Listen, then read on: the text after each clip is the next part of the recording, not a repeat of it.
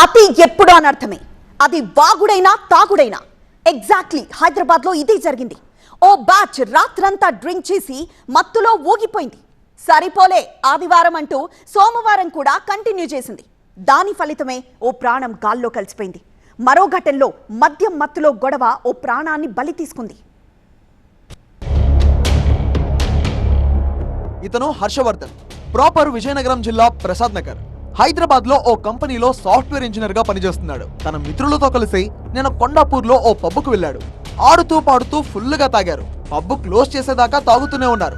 ఆ తర్వాత రూమ్ కెళ్లారు. అక్కడ కూడా అదే పని చేశారు. తెల్లార్లు తాగారు. ఉదయం 5:30 సమయంలో హర్షవర్ధన్ వాంతులు చేసుకున్నాడు. అరే తాగిన టైంలో మామూలే కదా అని మిత్రులు కూడా లైట్ తీసుకున్నారు. అయితే వాంతులు నాన్ స్టాప్ గా అవుతుండడంతో అనుమానంతో ఓ ప్రైవేట్ ఆసుపత్రికి తరలించారు. అతిగా మద్యం తాగడం వల్లే చనిపోయాడని డాక్టర్లు నిర్ధారించారు. అయితే పోలీసులు మాత్రం ఇది ఒక అనుమానాస్పద మృతిగా కేసు నమోదు చేసి విచారిస్తున్నారు. సాటర్డే రోజు నైట్ వినోద్ అండ్ ఇంకొక లేడీ వాళ్ళ ఫ్రెండ్ ముగ్గురు కలిసి ఒక పబ్లో పార్టీ చేసుకున్నారు. అదేవిధంగా పబ్బు అయిపోయిన తర్వాత కూడా ఇంటికి వచ్చేసి మళ్ళీ కంటిన్యూ మార్నింగ్ అరౌండ్ 5:30 వరకు కూడా వీళ్ళు డ్రింక్ చేస్తూనే ఉన్నారు. ఓవర్ డ్రింకింగ్ వల్ల ఈ హర్షవర్ధన్ అనే అబ్బాయికి వామిటింగ్ అయ్యి వాళ్ళు వామిటింగ్ అయితే లైట్గా అంటే కామన్గా తీసుకున్నారు, ఏం కాదులే అని చెప్పి ఆగారు. బట్ కంటిన్యూ అప్ టు 8:30 వరకు వామిటింగ్స్ అవుతూనే ఉన్నాయి. తగ్గట్లేదు అని చెప్పేసి వాళ్ళు ఒక అంబులెన్స్ ద్వారా ఏఐజీ హాస్పిటల్ తీసుకెళ్లారు. అక్కడికి వెళ్ళిన తర్వాత అప్పటికే లేట్ అయిపోయింది. Over drinking and over vomitings వల్ల చనిపోయాడు అని చెప్పారు. ఎంత తాగితే శరీరం తీసుకుంటుందో గ్రహించాలి. పొద్దస్తమానం తాగుతాం అని బిల్డప్ ఇస్తే రిజల్ట్ ఇట్టాగే ఉంటుందంటున్నారు పోలీసులు. మరోవైపు రామాంతపూర్లోని ఓ బార్లో మద్యం మత్తులో జరిగిన హత్య ఓ కుటుంబాన్ని విషాదంలో ముంచెత్తింది. హరి, శ్రవణ్, పవన్ కుమార్ ముగ్గురు మిత్రులు కలిసి బార్కు వెళ్లారు.